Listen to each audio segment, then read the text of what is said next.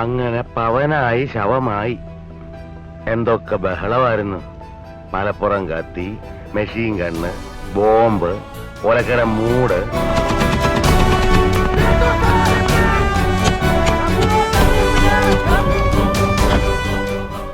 ഏറെ പ്രതീക്ഷയോടെ 2023 ജൂൺ ആദ്യവാരം തുടക്കമിട്ട യുക്രൈനിന്റെ കൗണ്ടർ ഒഫൻസീവ് സമ്പൂർണ്ണ പരാജയം.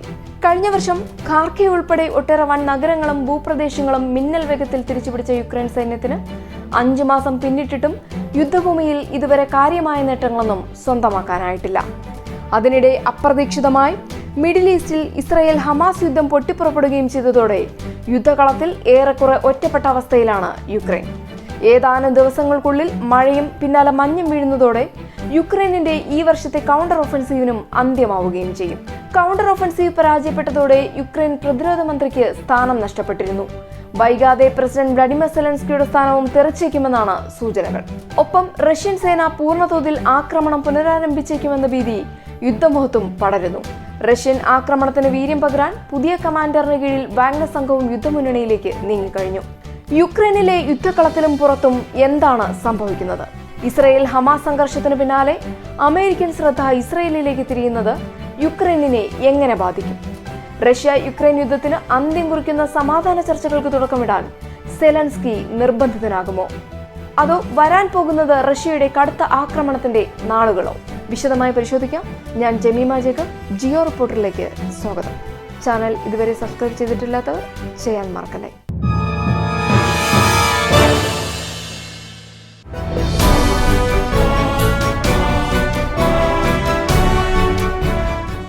കഴിഞ്ഞ വർഷത്തെ യുക്രൈനിയൻ കൗണ്ടർ ഒഫൻസീവിൽ റഷ്യൻ സൈനികർ തങ്ങളുടെ പോസ്റ്റുകളും ആയുധങ്ങളും ഉപേക്ഷിച്ച് പിന്തിരിഞ്ഞോടിയിരുന്നു. എന്നാൽ ഈ വർഷം പ്രതിരോധത്തിനൊപ്പം തിരിച്ചാക്രമണവും നടത്തുന്ന പരിചയസമ്പന്നരായ റഷ്യൻ സൈനികരെയാണ് യുക്രൈനിന്റെ നാറ്റോ പരിശീലനം ലഭിച്ച സൈന്യം നേരിടേണ്ടി വന്നത്. പരമ്പരാഗത ട്രെഞ്ച് യുദ്ധത്തിനൊപ്പം AI സാങ്കേതിക വിദ്യ വരെ ഉൾപ്പെടുത്തിയുള്ള ഹൈടെക് യുദ്ധമാണ് യുക്രൈനിൽ അരങ്ങേറുന്നത്. റഷ്യൻ പ്രതിരോധ കോട്ട തകർക്കാനായി 5 മാസമായി പൊരുതുന്ന യുക്രൈൻ സൈന്യം യുദ്ധമുഖത്ത് കനത്ത തിരിച്ചടി നേരിട്ടുകൊണ്ടിരിക്കുകയാണ്. ആയുധങ്ങളുടെയും സൈനികരുടെയും കുറവ് മൂലം യുദ്ധഭൂമിയിൽ ഒരു മുൻതൂക്കവും നേടാനാകാതെ മരവിച്ചു നിൽക്കുകയാണ് യുക്രൈനിന്റെ പോരാട്ടം. ഈ വർഷം ജൂണിൽ ആരംഭിച്ച സമ്മർ ഒഫൻസീവിൽ മാത്രം 3/4 ലക്ഷത്തോളം യുക്രൈനിയൻ സൈനികർ കൊല്ലപ്പെട്ടതായാണ് കണക്കുകൾ. പരിക്കേറ്റവരുടെ എണ്ണം ഇതിന്റെ പല ഇരട്ടി വരും.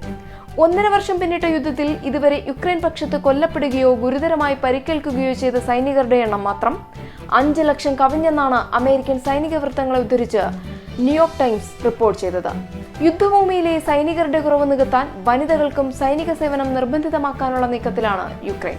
ഇതിന്റെ ആദ്യഘട്ടമെന്ന നിലയിൽ മെഡിക്കൽ മേഖലയിൽ ജോലി ചെയ്യുന്ന 18 വയസ്സ് മുതൽ 60 വയസ്സ് വരെയുള്ള വനിതകൾ ഒക്ടോബർ 1 മുതൽ സേവനത്തിനായി സൈന്യത്തിൽ രജിസ്റ്റർ ചെയ്യണമെന്ന് പ്രതിരോധ മന്ത്രാലയം ഉത്തരവിട്ടിരുന്നു. മറുഭാഗത്ത് റഷ്യൻ പക്ഷത്തും പരിക്കേറ്റവരുടെയും കൊല്ലപ്പെട്ടവരുടെയും എണ്ണം ഉയരുന്നുണ്ട്. എന്നാൽ ഇക്കുറി പ്രതിരോധിക്കുന്നതിനാൽ റഷ്യയുടെ ഭാഗത്ത് മരണം താരതമ്യേന കുറവാണ്. റഷ്യയെ അപേക്ഷിച്ച് ജനസംഖ്യാപരമായി വളരെ ചെറിയ രാജ്യമായ യുക്രൈനിന് യുദ്ധഭൂമിയിൽ പോരാടാനുള്ള സൈനികരെ കണ്ടെത്താനാകാത്ത അവസ്ഥയാണ്. നിർബന്ധിത സൈനിക സേവനത്തിനായി നിയോഗിക്കപ്പെടുന്ന യുക്രൈൻ സൈനികർ യുദ്ധഭൂമിയിൽ പൊരുതാൻ നിൽക്കാതെ റഷ്യൻ സേനയ്ക്ക് മുന്നിൽ ആയുധം വെച്ച് കീഴടങ്ങുന്നതായും റിപ്പോർട്ടുകളുണ്ട്. കൗണ്ടർ ഒഫൻസീവിന്റെ 4 മാസത്തിനിടെ മാത്രം 10,000 യുക്രൈൻ സൈനികർ ഇത്തരത്തിൽ കീഴടങ്ങിയെന്നാണ് റഷ്യയുടെ അവകാശവാദം.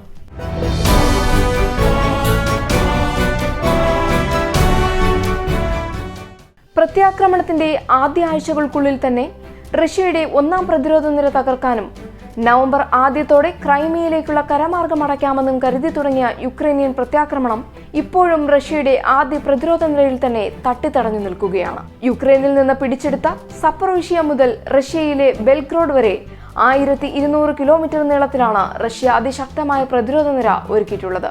2022 സെപ്റ്റംബറിൽ റഷ്യൻ സൈന്യത്തിന്റെ ജനറലായി ചുമതലയേറ്റ സെർഗെയ് സുറോവിക്കിന്റെ കാലത്ത് നിർമ്മിച്ചതിനാൽ സുറോവിക്കിൻ ലൈൻ എന്നാണ് ഈ പ്രതിരോധ നിര അറിയപ്പെടുന്നത്. യുദ്ധ ടാങ്കുകളെ തടയാൻ ആഴമേറിയ കിടങ്ങുകളും മൈൻഫീൽഡുകളും ഡ്രാഗൺ ടീത്ത് എന്നറിയപ്പെടുന്ന കോൺക്രീറ്റ് പിരമിഡുകളും ട്രെഞ്ച് ശൃംഖലകളും ഉൾപ്പെടുന്ന ബൃഹത്തായ പ്രതിരോധ നിരയാണ് സുറോവിക്കിൻ ലൈൻ. ഇത്തരത്തിൽ 3 പ്രതിരോധ നിരകളാണ് മേഖലയിൽ റഷ്യ ഒരുക്കിയിട്ടുള്ളത്. ഇത് മറികടന്നാൽ മാത്രമേ ക്രൈമിയയിലേക്കുള്ള കരമാർഗം അടയ്ക്കുകയെന്ന യുക്രൈൻ ലക്ഷ്യം നേടാനാകൂ. കൗണ്ടർ ഒഫൻസീവിന്റെ ഭാഗമായി സപ്പറോഷ്യയിലെ റോബർട്ടിന എന്ന ചെറുനഗരം പിടിച്ചെടുത്ത യുക്രൈൻ സേന തൊട്ടടുത്ത ചെറുനഗരമായ വെർബോവയുടെ സമീപത്തുള്ള റഷ്യയുടെ 1ാം പ്രതിരോധ നിര മറികടന്നിരുന്നു. എന്നാൽ ഒരു മാസം കഴിഞ്ഞിട്ടും ഈ പ്രതിരോധ നിരക്ക് അപ്പുറത്തേക്ക് ശക്തമായ ഒരു സൈനിക മുന്നേറ്റം നടത്താൻ യുക്രൈനിന് ഇനിയും സാധിച്ചിട്ടില്ല. ഇതിനാവശ്യമായ സൈനികരെയും ടാങ്കുകളെയും കവചിത വാഹനങ്ങളെയും ഈ പ്രദേശത്ത് സമാഹരിക്കുമ്പോൾ തന്നെ റഷ്യ അവയെ ആക്രമിച്ച് നശിപ്പിക്കുകയാണ്. കൗണ്ടർ ഓഫൻസീവിന്റെ ഭാഗമായി യുക്രൈനിന് വിദേശത്ത് നിന്ന് ലഭിച്ച ഒട്ടേറെ സായുധ വാഹനങ്ങളും ടാങ്കുകളും ഈ മേഖലയിലെ മൈൻഫീൽഡുകളിൽ തകർന്നു കിടക്കുകയാണ്. റോബർട്ടിന മേഖലയിലെ ഇത്തരമൊരു സ്ഥലത്തിന് ബ്രാഡ്ലി സ്ക്വയർ എന്ന വിളിപ്പേര് പോലും വീണു കഴിഞ്ഞു. അതിശക്തമെന്ന് ആഘോഷിച്ചു കൊണ്ടുവന്ന അമേരിക്കയുടെ ബ്രാഡ്ലി ഇൻഫൻട്രി ഫൈറ്റിംഗ് വാഹനങ്ങളുടെ ശവപ്പറമ്പിനാണ് ബ്രാഡ്ലി സ്ക്വയർ എന്ന് പേര് വീണത്.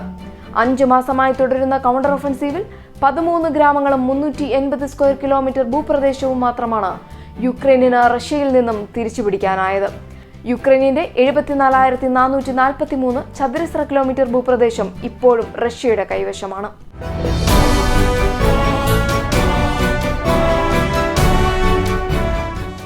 അമേരിക്കയടക്കമുള്ള നാറ്റോ സഖ്യം ഏറെ സഹായങ്ങൾ നൽകിയാണ് ഈ വർഷം ജൂണിൽ യുക്രൈനിന് കൗണ്ടർ ഒഫൻസീവിന് ഒരുക്കിയത്. റഷ്യ ഒരുക്കിയ പ്രതിരോധ നിരകൾ ജർമ്മൻ നിർമ്മിത ലെപ്പാർഡ് ടാങ്കുകൾ കൊണ്ടും അമേരിക്കയുടെ ബ്രാഡ്ലി ഫൈറ്റിംഗ് വെഹിക്കിളും ഉപയോഗിച്ച് മറികടക്കാമെന്നായിരുന്നു നാറ്റോയുടെ കണക്കുകൂട്ടൽ. പിന്നാലെ യുകെയുടെ ചാലഞ്ചർ ടാങ്കുകളും അമേരിക്കൻ നിർമ്മിത M1 എബ്രഹാം ടാങ്കുകളും ഉപയോഗിച്ച് ക്രൈമിയയിലേക്കുള്ള റഷ്യയുടെ കരമാർഗം അടയ്ക്കാമെന്നായിരുന്നു പദ്ധതി.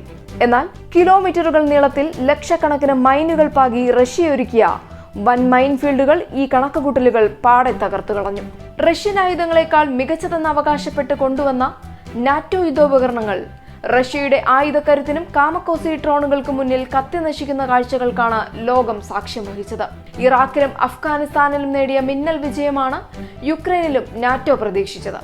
എന്നാൽ റഷ്യയെ പോലെ കരുത്തേറിയ ഒരു സൈന്യത്തോടല്ല ഇറാഖിലും അഫ്ഗാനിസ്ഥാനിലും നാറ്റോ വിജയം കണ്ടതെന്നത് അമേരിക്കയും സഖ്യകക്ഷികളും സൗകര്യപൂർവ്വം മറന്നുകളഞ്ഞു. യുദ്ധത്തിന്റെ തുടക്കത്തിലെ തിരിച്ചടികൾക്ക് ശേഷം മനോവീര്യം വീണ്ടെടുത്ത റഷ്യൻ സേന യുദ്ധഭൂമിയിൽ ഓരോ ദിവസവും പ്രകടനം മെച്ചപ്പെടുത്തിക്കൊണ്ടിരിക്കുകയാണ്. 1.5 വർഷത്തിനുള്ളിൽ റഷ്യൻ സൈന്യം 2 ഇരട്ടി വളർന്നെന്നാണ് institute for the study of war അഥവാ ISW വിലയിരുത്തുന്നത്. ഏറെക്കുറെ യുദ്ധകാല സമ്പദ് വ്യവസ്ഥയിലേക്ക് മാറിക്കഴിഞ്ഞ റഷ്യയിൽ ആയുധ നിർമ്മാണവും ഗവേഷണവും അതിവേഗത്തിലാണ്. ആയുധ നിർമ്മാണം സർക്കാർ ഫാക്ടറികളിലായതിനാൽ നാറ്റോ രാജ്യങ്ങളെ അപേക്ഷിച്ച് കുറഞ്ഞ ചെലവിൽ റഷ്യയ്ക്ക് ആയുധങ്ങൾ നിർമ്മിച്ചു കൂട്ടാനും സാധിക്കുന്നുണ്ട്. കൂടാതെ കഴിഞ്ഞ മാസം ഉത്തര കൊറിയൻ നേതാവ് കിം ജോൺ ഉന്നുമായി റഷ്യൻ പ്രസിഡന്റ് പുടിൻ നടത്തിയ ഉഭയകക്ഷി ചർച്ചയിൽ ആയുധ കൈമാറ്റത്തിനും കരാറുണ്ടെന്നാണ് അമേരിക്കയുടെ ആരോപണം. ഉത്തര കൊറിയയുടെ വെടിക്കോപ്പുകൾ കൂടി ലഭിച്ചാൽ യുക്രൈനിന്റെ മേൽ റഷ്യ തീമഴ പെയ്യിക്കുമെന്നാണ് ചില സൈനിക നിരീക്ഷകർ പറയുന്നത്.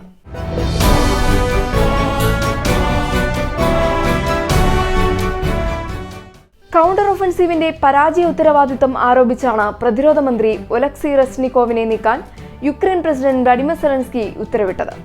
യുദ്ധത്തിൽ പുതിയ സമീപനം വേണമെന്ന പാർലമെന്റിന്റെ തീരുമാനപ്രകാരമാണ് റെസ്നിക്കോവിനെ മാറ്റുന്നതെന്നാണ് സെലൻസ്കി പറഞ്ഞത്. എന്നാൽ നാറ്റോ സംഭാവന ചെയ്ത ആയുധങ്ങൾ ഉപയോഗിച്ച് യുദ്ധഭൂമിയിൽ നേട്ടം കൊയ്യാൻ സാധിക്കാത്തതിന് കാരണം റെസ്നിക്കോവിന്റെ തെറ്റായ നയങ്ങളാണെന്നാണ് നാറ്റോയുടെ ആരോപണം. നാറ്റോയുടെ ആവശ്യപ്രകാരമാണ് റെസ്നിക്കോവിനെ പുറത്താക്കിയതെന്നാണ് അണിയറ കഥകൾ. റെസ്നിക്കോവിന് പകരം സെലൻസ്കി പ്രതിരോധ മന്ത്രിയായി നിയോഗിച്ചത് റുസ്തം ഉമറോവിനെയാണ്. കഴിഞ്ഞ വർഷം തുർക്കിയുടെ മധ്യസ്ഥതയിൽ റഷ്യയുമായി കരിങ്കടലിലൂടെ യുക്രൈൻ ധാന്യ കയറ്റുമതി കരാർ യാഥാർത്ഥ്യമാക്കിയതിൽ ഉമറോവിന് സുപ്രധാന പങ്കുണ്ടായിരുന്നു. റഷ്യയുമായി ഭാവിയിൽ വന്നേക്കാവുന്ന വെടിനിർത്തൽ ചർച്ചകളിലും ഉമറോവിന് നിർണായകമായ പങ്ക് വഹിക്കാനാകുമെന്ന് കരുതിയാകാം നാറ്റോ ഉമറോവിനെ പ്രതിരോധ മന്ത്രിയായി വാഴിച്ചതെന്നും സൂചനകളുണ്ട്. റഷ്യയുമായി സമാധാന ചർച്ചകൾ നടക്കുകയാണെങ്കിൽ ഒത്തുതീർപ്പ് ചർച്ചകൾക്ക് കളമൊരുക്കാൻ സെലൻസ്കിയെ മാറ്റാനും നാറ്റോ തീരുമാനമെടുത്തേക്കും.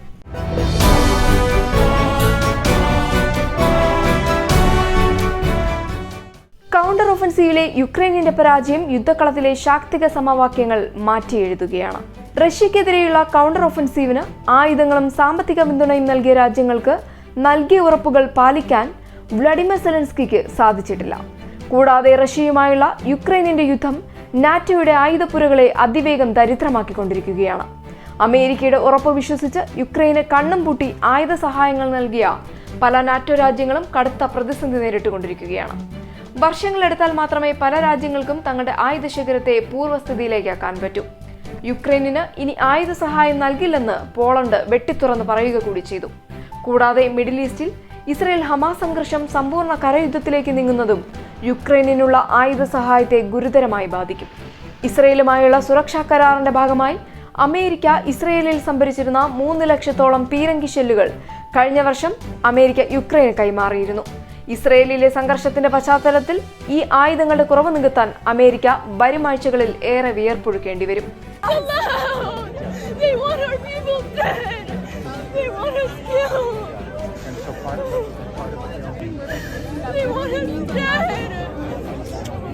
ഇസ്രയേലിന്റെ യുദ്ധം ഹമാസിൽ ഒതുങ്ങി നിൽക്കാതെ അറബ് മേഖലയാകെ പടർന്നാൽ യുക്രൈനിനുള്ള അമേരിക്കയുടെ ആയുധ സഹായങ്ങൾ ചിലപ്പോൾ പൂർണ്ണമായും നിലയ്ക്കാനും സാധ്യതയുണ്ട്.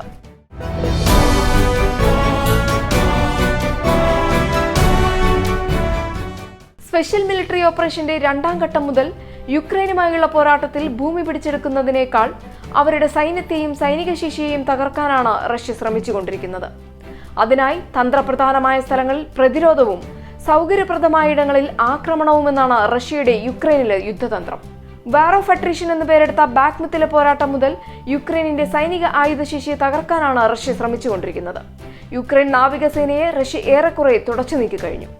വ്യോമസേനയുടെ സ്ഥിതിയും ഏറെക്കുറെ അങ്ങനെ തന്നെ. സ്പെഷ്യൽ മിലിറ്ററി ഓപ്പറേഷന്റെ ലക്ഷ്യങ്ങളിലൊന്നായി റഷ്യൻ പ്രസിഡന്റ് വ്ളാഡിമിർ പുടിൻ മുന്നോട്ട് വെച്ചതും യുക്രൈനിനെ സൈനിക മുക്തമാക്കുക എന്നതായിരുന്നു.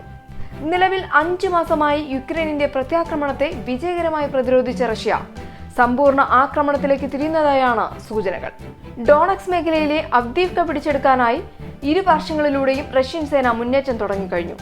ബാക്മുത്തിനേക്കാളും മികച്ച പ്രതിരോധ സൗകര്യമുള്ള നഗരത്തെ പൂർണ്ണമായും വളയാനാണ് റഷ്യയുടെ നീക്കം. യുക്രൈൻ കൗണ്ടർ ഒഫൻസീവ് പരാജയപ്പെട്ട സാഹചര്യത്തിൽ വരാൻ പോകുന്നത് റഷ്യൻ സൈനിക കുതിപ്പായിരിക്കുമെന്ന് നിരീക്ഷണമുണ്ട്.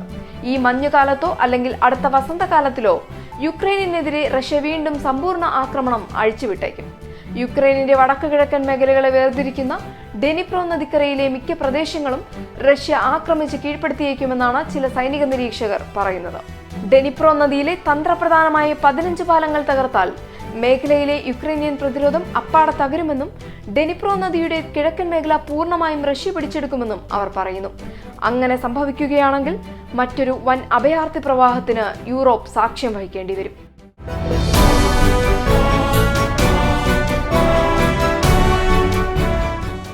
യുക്രൈനിലെ റഷ്യയുടെ പ്രത്യേക സൈനിക ഓപ്പറേഷൻ 2ാം വർഷത്തിലെത്തി നിൽക്കുമ്പോൾ യുദ്ധഭൂമിയിൽ കാര്യങ്ങൾ ഏറെ മാറിയിട്ടുണ്ട്. യുദ്ധസജ്ജമല്ലാത്ത 2 സൈന്യങ്ങളാണ് ആദ്യ വർഷം ഏറ്റുമുട്ടിയതെങ്കിൽ നിലവിൽ ലോകത്തിലെ ഏറ്റവും പരിചയസമ്പന്നരായ 2 സൈന്യങ്ങൾ തമ്മിലാണ് യുദ്ധം. നാറ്റോ പരിശീലനം ലഭിച്ച യുക്രൈനിയൻ സൈന്യവും തുടർച്ചയായ യുദ്ധത്തിലൂടെ പാകപ്പെട്ട റഷ്യൻ സൈന്യവും കടുത്ത പോരാട്ടമാണ് യുദ്ധഭൂമിയിൽ ഉയർത്തുന്നത്. ഇരുഭാഗത്തും മരണനിരക്ക് ഉയരുമ്പോഴും യുദ്ധഭൂമിയിൽ ആർക്കും മുന്നേറ്റം അവകാശപ്പെടാനില്ലാത്ത അവസ്ഥയാണ്. നവംബർ ആദ്യത്തോടെ തുടക്കമിടുന്ന മഞ്ഞുകാലത്തെ വരവേൽക്കാൻ യുക്രൈനിലെ പ്രകൃതി തയ്യാറെടുത്തു കഴിഞ്ഞു.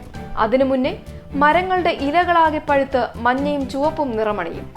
ഗോൾഡൻ ഓട്ടം അഥവാ സുവർണ ശിശിരമെന്നാണ് ഈ സമയത്തെ പൊതുവെ വിശേഷിപ്പിക്കാറ്. അത്രമേൽ മനോഹരമാണ് യുക്രൈനിലെ ശിശിരകാല കാഴ്ചകൾ. എന്നാൽ ശിശിരത്തിന്റെ സ്വർണ്ണ നിറത്തേക്കാൾ കറുത്തുണങ്ങിയ ചോരയുടെയും വെടിമരുന്നിന്റെയും നിറമാണ് ഇപ്പോൾ യുക്രൈനിലെ യുദ്ധഭൂമിക്ക്. ഗാസ യുദ്ധം രൂക്ഷമാകുന്നത് യുക്രൈൻ യുദ്ധത്തിൽ നിന്ന് ലോക ശ്രദ്ധ മാറാൻ കാരണമാകുമെന്ന് പ്രസിഡന്റ് വ്ളാഡിമിർ സെലൻസ്കി ആശങ്ക പ്രകടിപ്പിച്ചു കഴിഞ്ഞു. സെലൻസ്കിയുടെ ആശങ്കയെ യാഥാർത്ഥ്യമാക്കുന്ന വാർത്തകളാണ് മിഡിൽ ഈസ്റ്റിൽ നിന്ന് ഓരോ ദിനവും വന്നുകൊണ്ടിരിക്കുന്നത്. യുക്രൈനിൽ റഷ്യയോട് നേരിട്ട പരാജയം മറയ്ക്കാൻ ഗാസ യുദ്ധം അമേരിക്കയെയും നാറ്റോയെയും സഹായിച്ചേക്കും. പക്ഷേ അവസാനിക്കാത്ത യുദ്ധത്തിലേക്ക് എന്നോ വീണുകഴിഞ്ഞ യുക്രൈനിൽ ഇനി ഒരിക്കലും ശിശിരങ്ങൾ സുവർണശോഭ വിതറില്ല.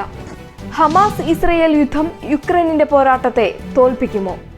റഷ്യൻ സൈന്യത്തെ തോൽപ്പിച്ച് നഷ്ടപ്പെട്ട ഭൂപ്രദേശങ്ങൾ തിരിച്ചുപിടിക്കാൻ യുക്രൈനിന് സാധിക്കുമെന്ന് നിങ്ങൾ കരുതുന്നുണ്ടോ? നിങ്ങളുടെ അഭിപ്രായങ്ങളും നിർദ്ദേശങ്ങളും താഴെ കമന്റ് ബോക്സിൽ രേഖപ്പെടുത്തുമല്ലോ. വീഡിയോ ഇഷ്ടപ്പെട്ടാൽ ലൈക്ക് ചെയ്യാനും ചാനൽ സബ്സ്ക്രൈബ് ചെയ്യാനും മറക്കില്ലേ.